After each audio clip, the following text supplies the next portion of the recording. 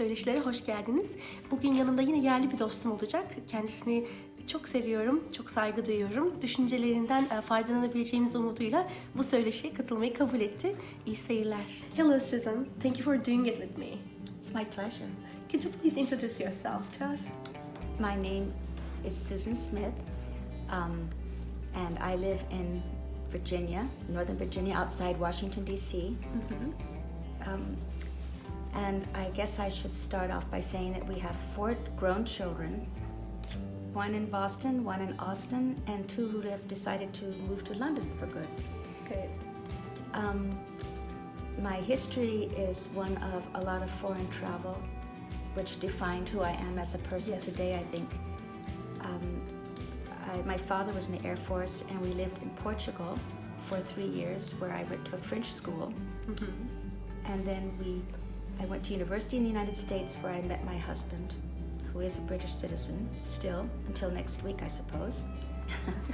And then we were married in Montevideo, Uruguay, which is in South America. We moved to Central America, El Salvador, and he was a volunteer in those days. We had no money.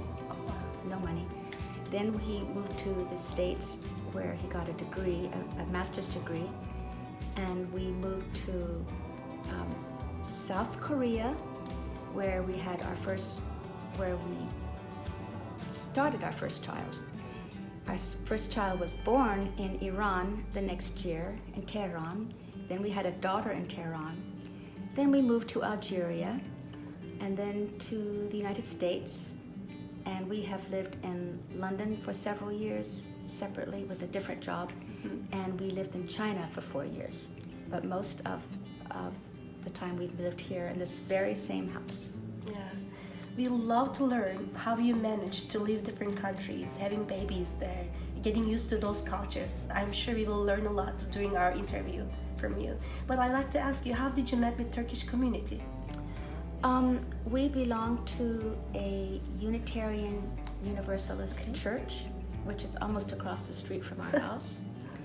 And I went to a luncheon and met Gusha. Okay.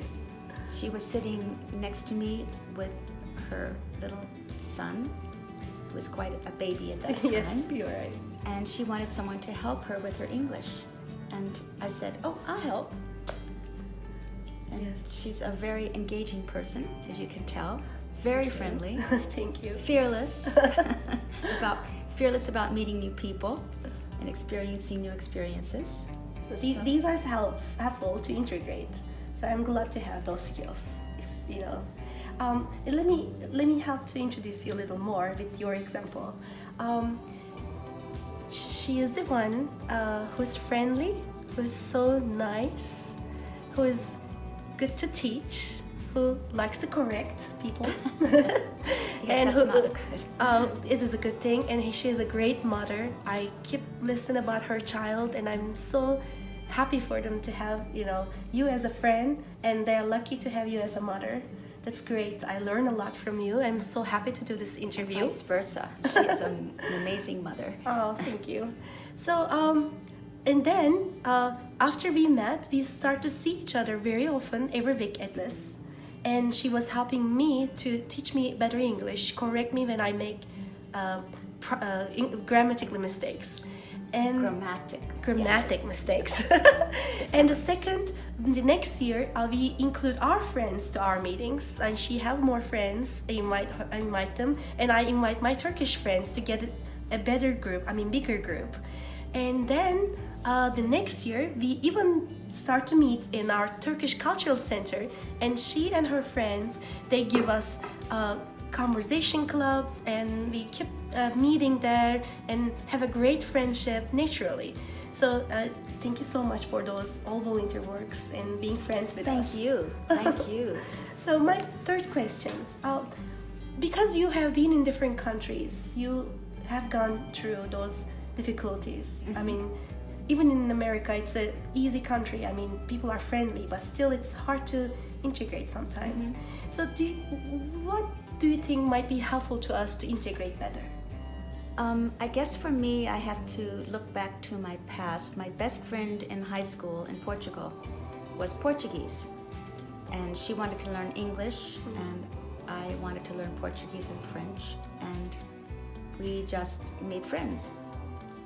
So that's a long time ago. In Central America, we got to know people from work, and so then made friends with neighbors and with people from work.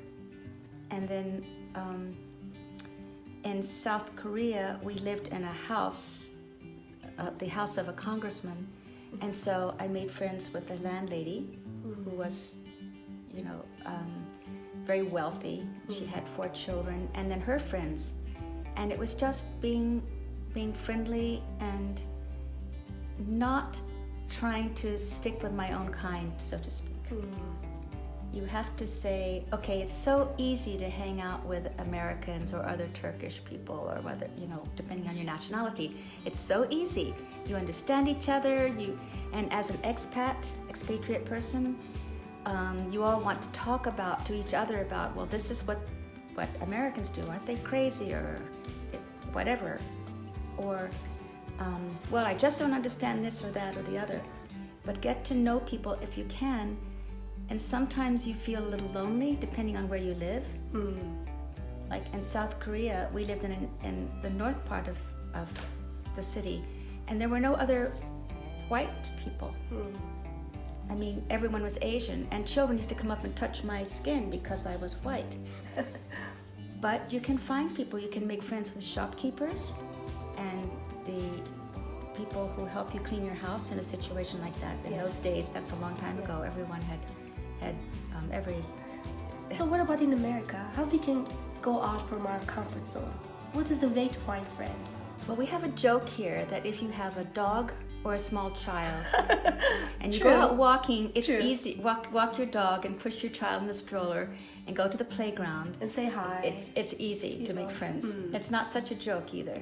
So we're planning to move in the near future. We're going to get a dog.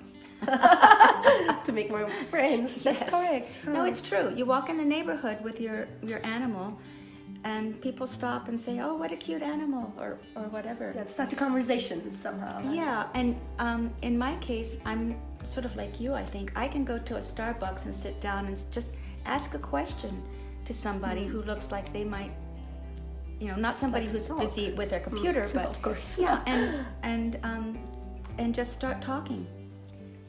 And it doesn't have to be this long-term friendship, but it gives you an ease and a way of understanding how to talk to people. Just be interested. Curiosity is the best thing. Be curious about other people, not intrusive. But say, "Oh, I like your That's a great handbag. suggestion. Where did you buy that handbag?" Or if it's true, I mean, you don't Yeah, have to say okay. it. True. Or, what do you recommend that we eat here? That we order at this restaurant? Do you think if we make mistakes while we talk in English, do you think it's a matter in America? Does it matter? Does it matter? I don't think it does. Now that's me, but I doubt it. I mean, that everyone makes mistakes here. Most Americans don't speak English very well,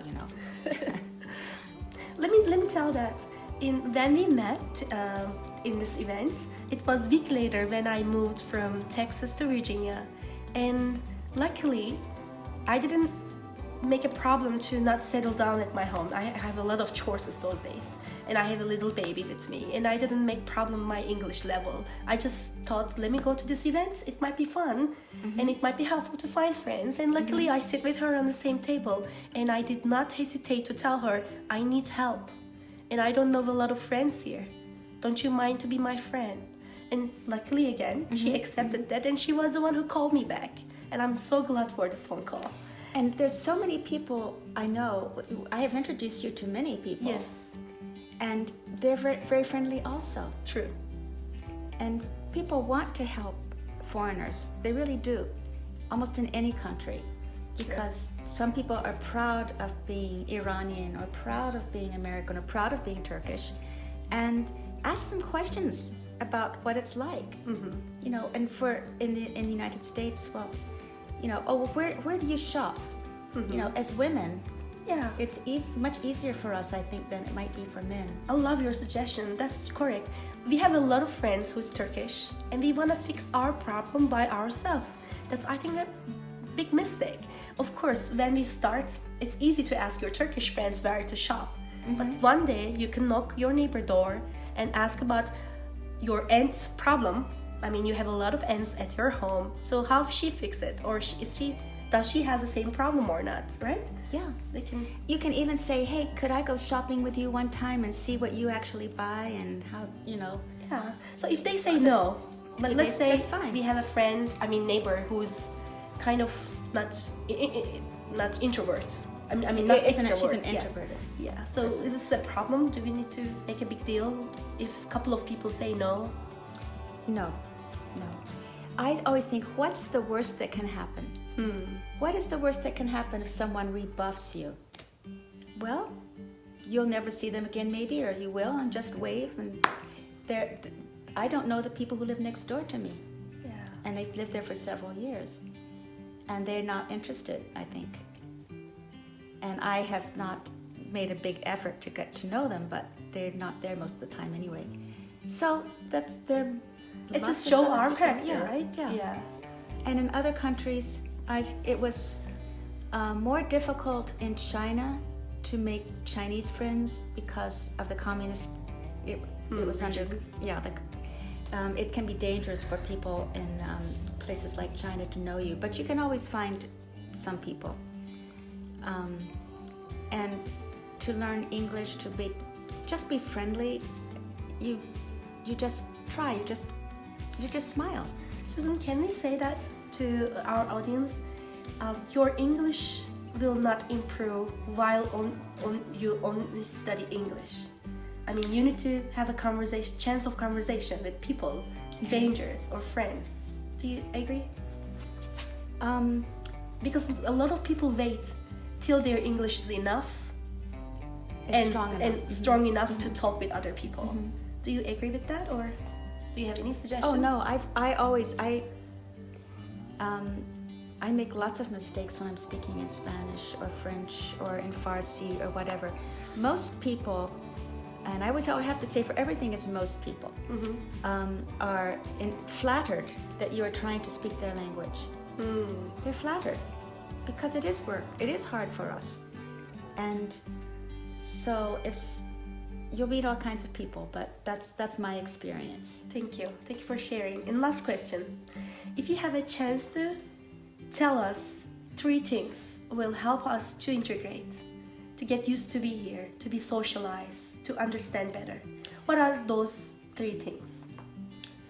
Well, maybe it depends on the part of and you say for the United States. Yes, right? United For States. The United States. I am a big believer in reading. Okay.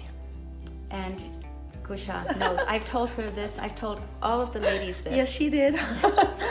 Read the newspaper. Yes. You can read it online, but read it and learn about culture and history, not just in the United States, True. but around the world. Not only Turkish news. No. You Not should only turn off- Turkish news. I learned a lot of my Spanish from listening to the television soap operas. And there are more ways of listening to English here. You have subtitles now, which we didn't have when I was learning my languages. But read for pleasure. Get a mystery novel or a love novel or Read with your kids. anything. Right. Well, whatever. Yeah. But you just get a book and the more you read, or a magazine or whatever, but read, which will not only teach you about the culture, good or bad, depending on what you're reading, but it will help you with your vocabulary and how to speak. In other words, some of the mistakes that people who are Turkish make is everything's in the present. True. The ing is your favorite. Yes, we do a lot. You do, and all of you. I mean, even and every language has its True. Things like that. But the more you read correctly, and then it just kind of gradually gets in your head. Of course, that's the way children learn. The way I learned most of my language is where I would just talk like a child, and then it would get better and better and better because I was too lazy to study. I'm sure you're I have to say, taking a few classes does help. Yes. It does help because. Yeah. So that's the main thing. Reading. Taking classes. Yeah, get out into the community. You know, go downtown to museums. If you have a museum near you, that's great.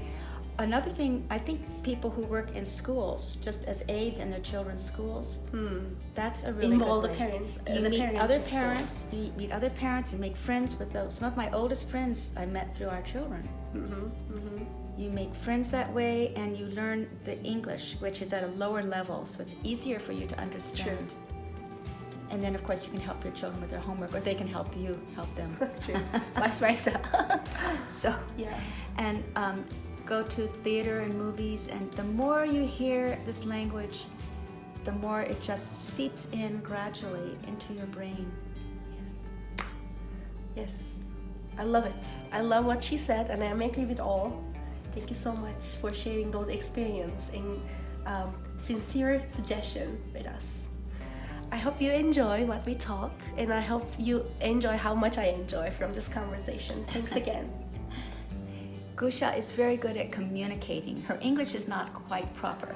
But sorry. the problem is, and which is okay depending on what you want to do, is the important thing is to communicate. Whether it's properly, you know, if it's correctly done, you know, you use a little bit the wrong word, the wrong tense, it doesn't matter.